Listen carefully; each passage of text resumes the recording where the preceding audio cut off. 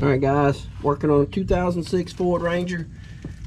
We plan on replacing the fuel pump and the fuel filter. Right now we're just doing the fuel filter because that's all we've gotten in so far, waiting on the fuel pump to come in. So we're going to replace this fuel filter. We're going to show y'all how to take these lines off real quick. As you can see, the one going forward like this, it's the single that goes to the engine, and then there's two coming from the fuel tank. So we'll show y'all which ones to put where, and we'll just get to it. Here, hold it. He's sitting inside a clip. Just pull your filter out of the clip. Just pop right off of there. And you got your fuel lines. You see these little different colors. You push in on these little tabs. You push in on them. Push in on the fuel line. Make sure you got something to catch the fuel. Push in on the fuel line. Push in on these tabs.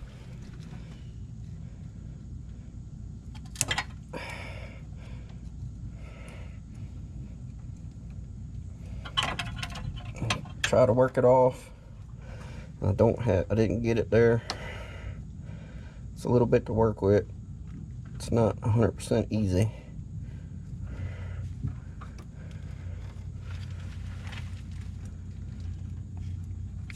There we go.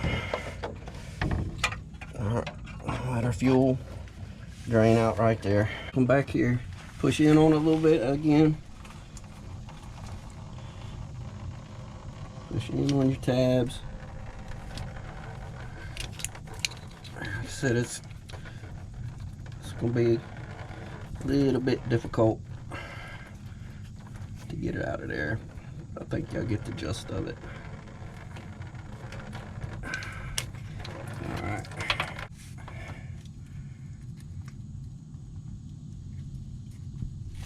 Alright, here we go.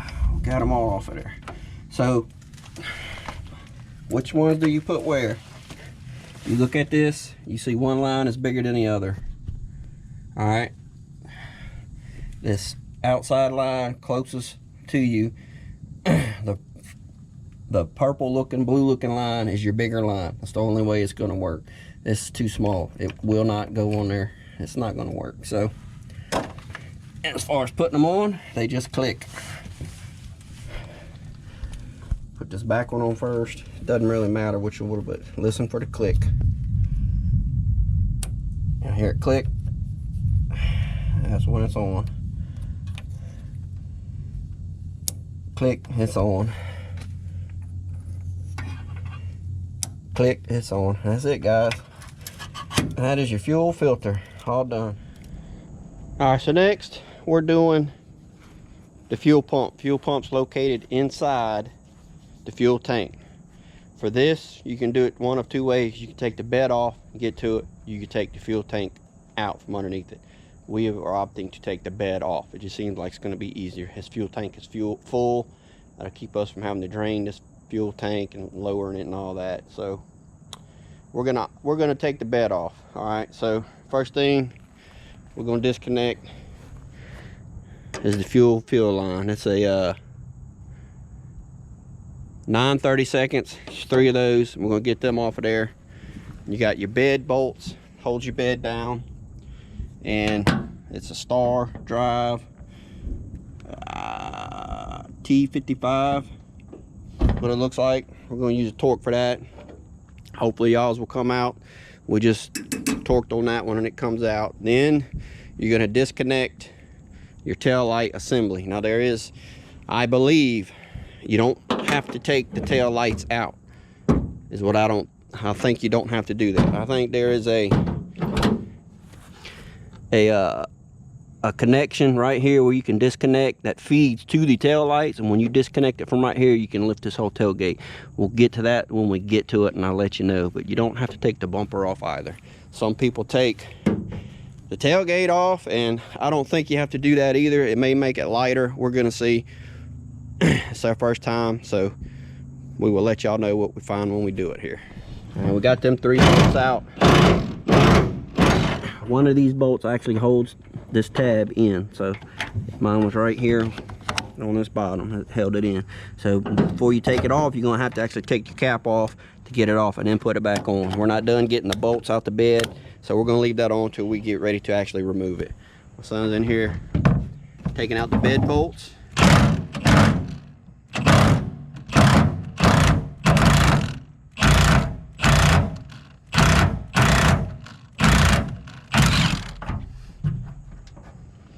Alright, so here you go. This is that release right here.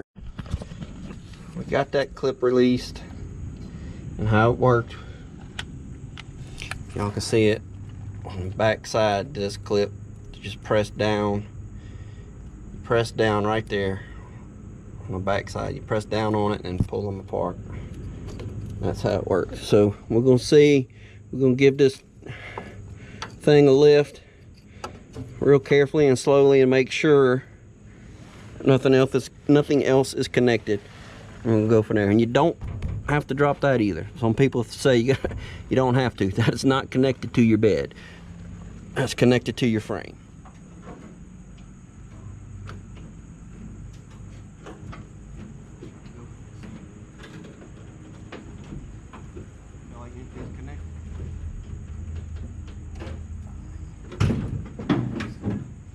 Just got to get it over.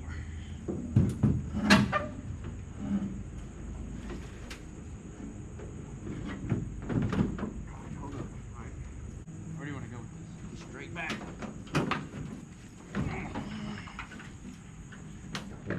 Just as I said, came right off. No bumper removal, no tailgate removal. However, it will make it lighter if you do remove the tailgate. I will say that. As y'all can see, we were struggling a little bit. The battery went dead on the GoPro. We did struggle a little bit with just 2 people. If we were taller, it would have been easier, but just didn't have the leverage to get underneath it really good. So if you got 2 people, my suggestion would be get something to stand yourself up on to get leverage to get it completely clear of everything you need to get it clear from. Back it and then lay it down. That was our major downfall right there. All right guys, we got our part in finally, and I just got home from work. Couldn't do it yesterday, but anyways, just to learn from my mistakes, the last you saw, we took the bed off of this thing and we set it on the ground. I didn't realize the mud flaps on this truck were stiff, so when we laid it down, it broke that mud flap, and that one over there got kind of bent. So if you're going to take it off by yourself and set it down, I would not suggest putting it on the ground if you got these stiff mud flaps. Make sure you don't have stiff mud flaps. Set it on sawhorses or something like that. We set it up right here like this so we can back under it and get everything on there nice and slowly where we need it.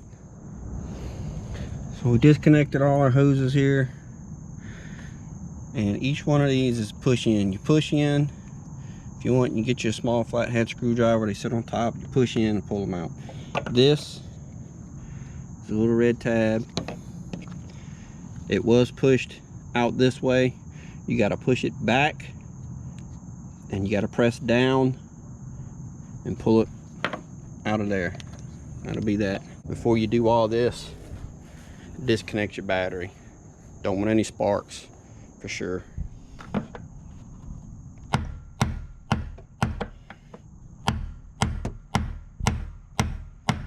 It's moving.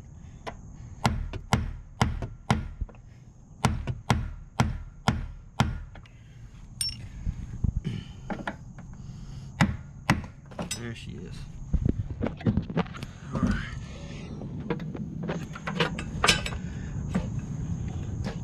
This is your locking ring. And this tank, I don't know if I told y'all, it's about full. That's why we chose to do it the way we doing it. Took that whole top off. You got your float in there. That is at an angle it's such that you're gonna have to pull this thing out at an angle. So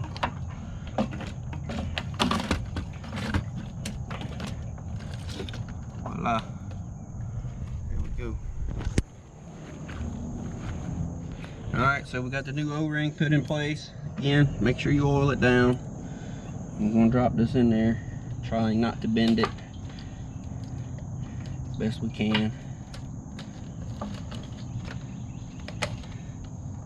There's an arrow.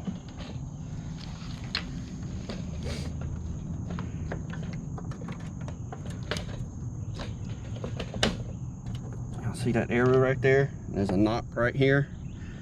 That's your line up. So we wasn't quite sure this lip. We would just double check this little bitty lip. It faces up, so make sure you do that. You're gonna have to press down on this thing a little bit because it's spring tensioned. So wish we could keep these out the way, but we cannot.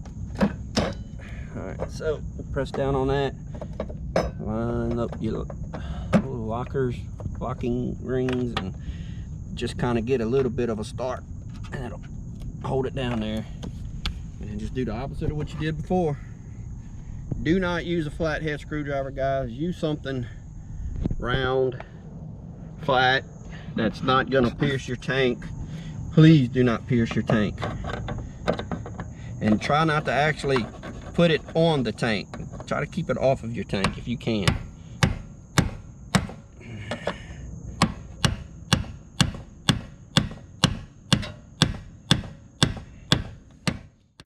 Alright guys, so if I was you, I would go ahead and order the tool that is made to take these on and off.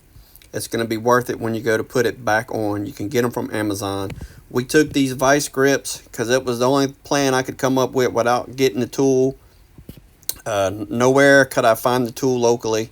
But anyways, we took these vice grips, notched them in those little notches right there. We took that piece of 1x1 piece of wood and we torqued it as best we could, and it finally snapped into place. So that's what it took to get it back on there. Now we're going to put all our clips on. I'm going to clean all this stuff out real quick though, guys. Clean these out, blow them out. Alright guys, so we've got all the bed bolts back in. The 2 longer bed bolts go up front. The 4 short ones are go in the back. You got your connection in the back, your wire connection. Clip that back together, and your hose fill line. We're gonna put that back in there and get that tightened back down, and we'll be done.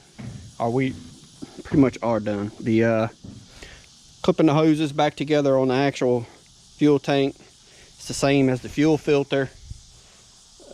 They can only go in one spot. They're all different sizes, the little clamps there. So that's it.